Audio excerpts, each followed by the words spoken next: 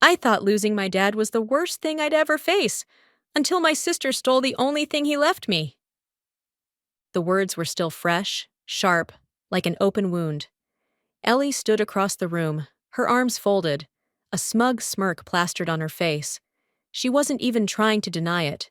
She had stolen my inheritance, every last penny of it, and now she had the audacity to call me ungrateful. Ungrateful for what? For being blindsided by her betrayal? For trusting her? You should be thanking me, she sneered, her voice dripping with fake sweetness. Do you even know how much stress I saved you by handling Dad's affairs? I'm the one who made sure everything got sorted out. I couldn't stop the lump rising in my throat. My hands were clenched so tight my nails dug into my palms. Sorted out? I snapped. You forged Dad's signature, Ellie. You stole the house, the savings, everything. How could you do this to me? Her eyes narrowed. You're being dramatic as always, Jenna. Dad would have wanted me to take care of things. You don't even understand how complicated it all was. Complicated? It was supposed to be simple. Dad's will had laid it out perfectly clear. Everything was to be split equally between us. I hadn't even questioned it at first, because Ellie, manipulative as she was, had played her role so perfectly. She made herself seem competent, trustworthy, like she was doing me a favor. And I, the idiot little sister, had believed her. The betrayal hit deeper than just money. It was Dad's legacy, the home we grew up in, the memories we were supposed to share. She'd taken it all, and now she was twisting the knife, framing me as the bad guy. Ungrateful, she said again, shaking her head in mock disappointment.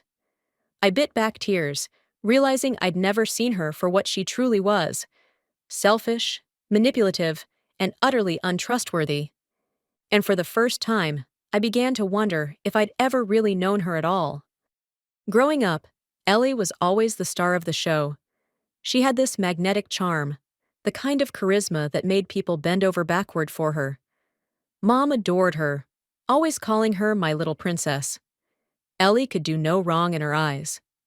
Meanwhile, I was the one who got lost in the shadows, the dependable, quiet one who did her chores and didn't make a fuss. It wasn't outright cruelty.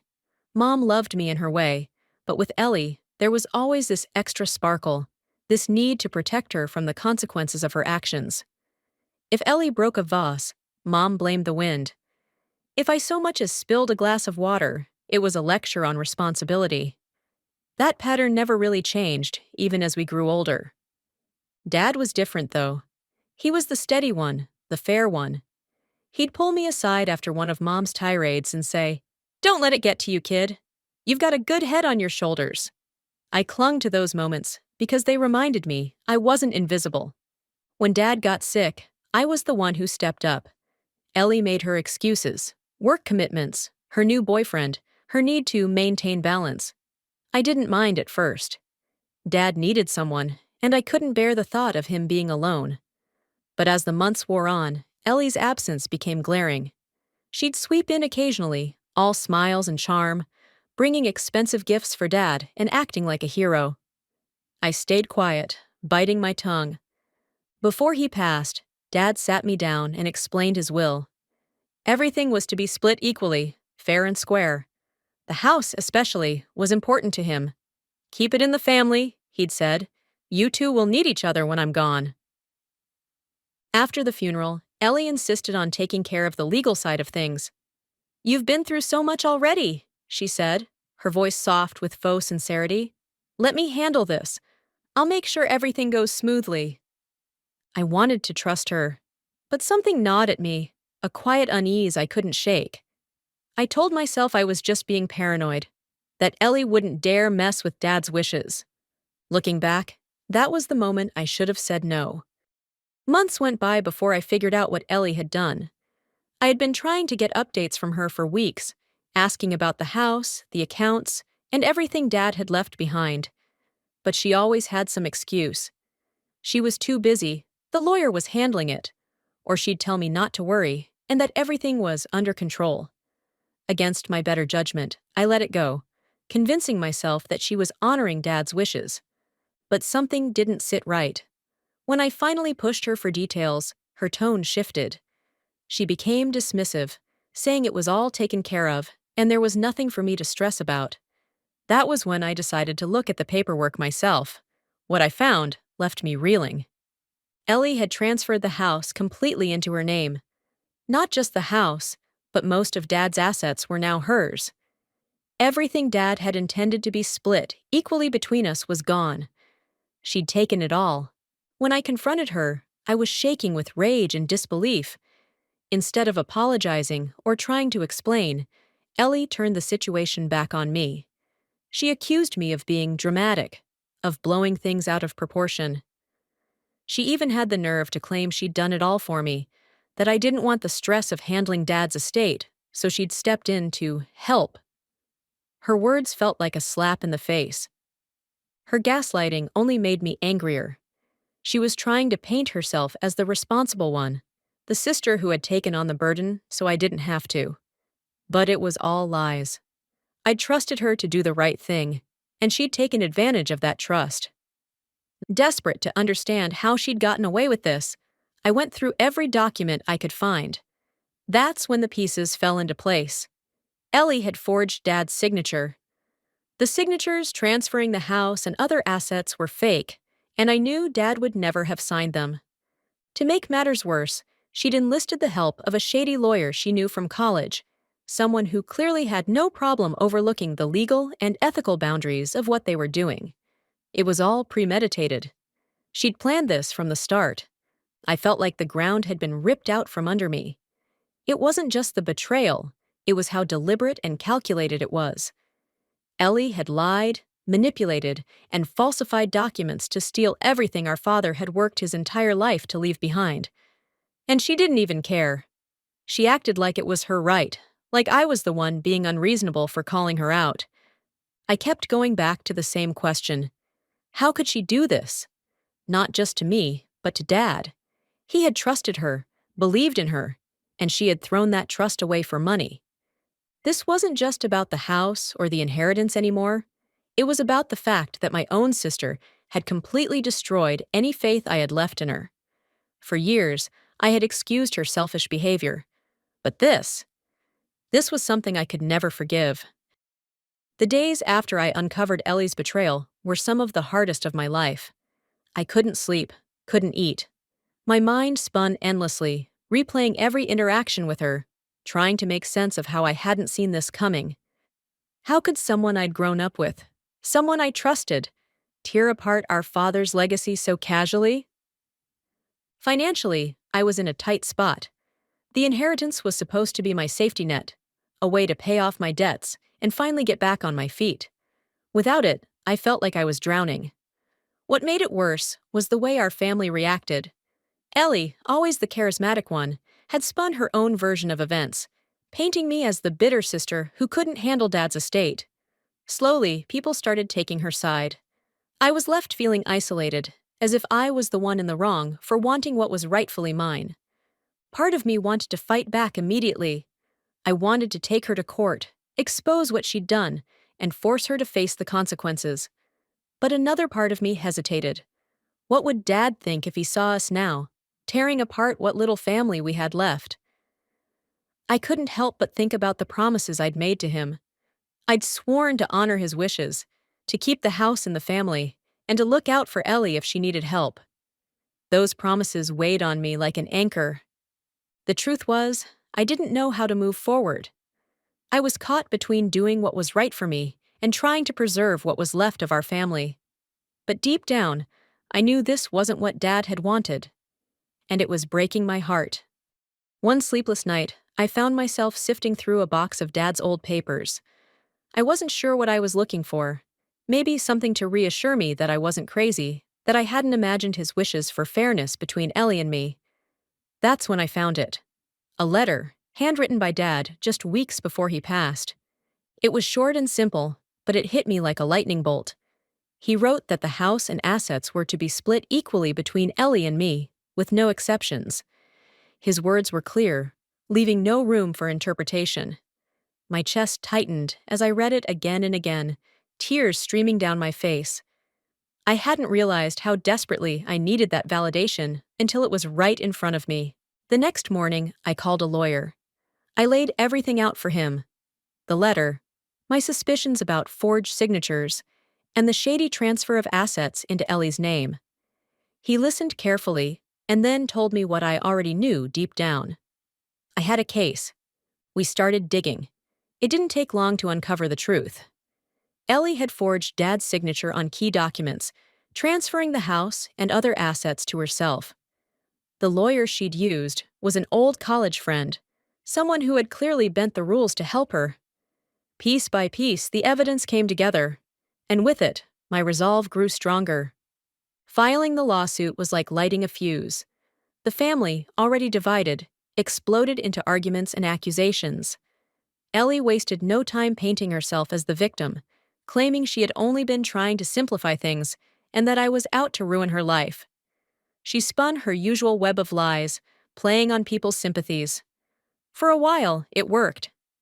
Some family members sided with her, convinced that I was being vindictive. Others were more cautious, unsure what to believe. It hurt to see people I loved doubt me, but I knew I couldn't let that stop me. The legal process was exhausting.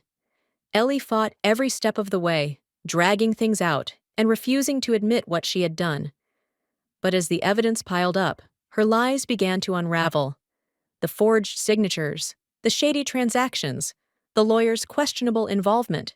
It was all there, impossible to deny. Even with the truth coming to light, Ellie refused to take responsibility.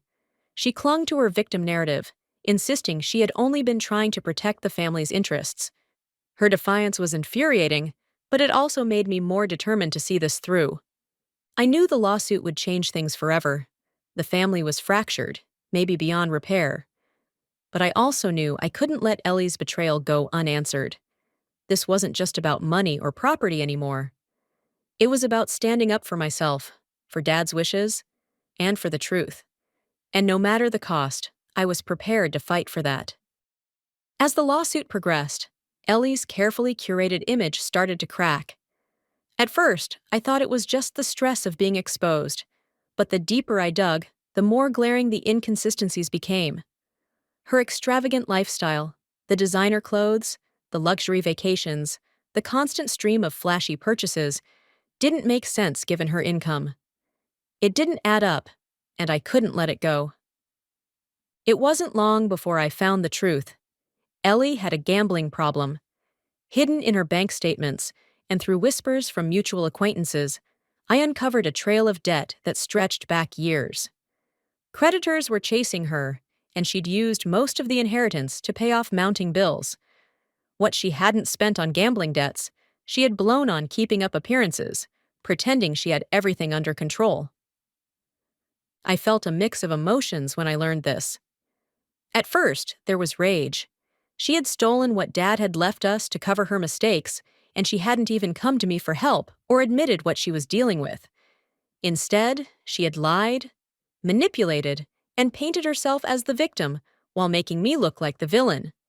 But as angry as I was, I couldn't help but feel a pang of pity.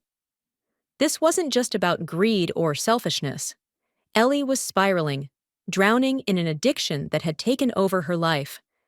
I started to see her extravagant behavior for what it really was: a desperate attempt to mask the chaos she was living in. Still, pity didn't excuse what she'd done. The betrayal cut too deep, and the consequences of her choices had rippled through not just my life, but the entire family. Ellie's addiction explained her actions, but it didn't justify them. In the end, I realized I couldn't save Ellie from herself. She had to face the consequences of her actions, and I had to protect what was left of my own life. The day the court ruled in my favor felt like a weight had been lifted. The judge's decision was clear. The house was to be transferred back into my name, and I was entitled to my rightful share of the inheritance. Ellie's forgery and fraud were undeniable, and while I had dreaded the process, hearing the verdict felt like vindication for everything I had endured. Ellie, however, wasn't just ordered to return what she had taken. She faced legal penalties for her actions, including fines and restitution. Her reputation, once carefully maintained, crumbled. Friends and family who had initially taken her side now saw her for what she truly was. The whispers started immediately about the court case, the gambling addiction, and the lies she had told to cover her tracks. In some ways, it was satisfying to see the truth come to light, but as much as I had won in court, I knew I'd lost something I could never get back. The relationship with my sister was beyond repair. People asked if I would forgive her, if we could move past it as a family. For a moment, I considered it, but then I remembered all the times she had gaslit me, stolen from me, and manipulated me without a second thought.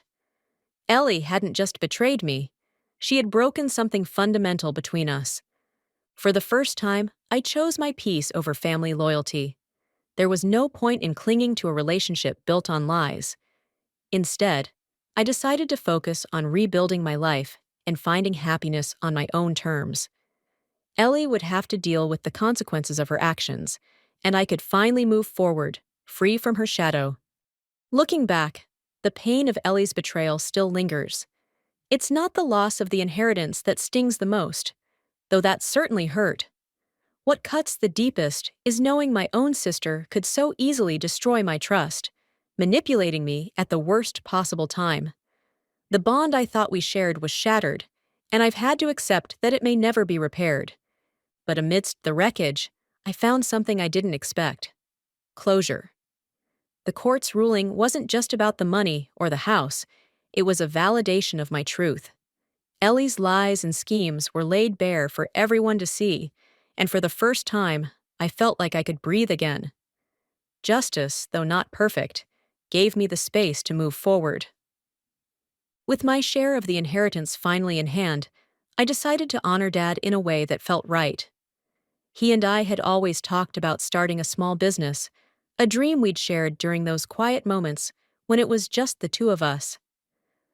Using the funds, I opened a small cafe in his memory, a space filled with warmth, laughter, and the kind of simple joys he always appreciated. The process of building something from the ground up gave me a new sense of purpose.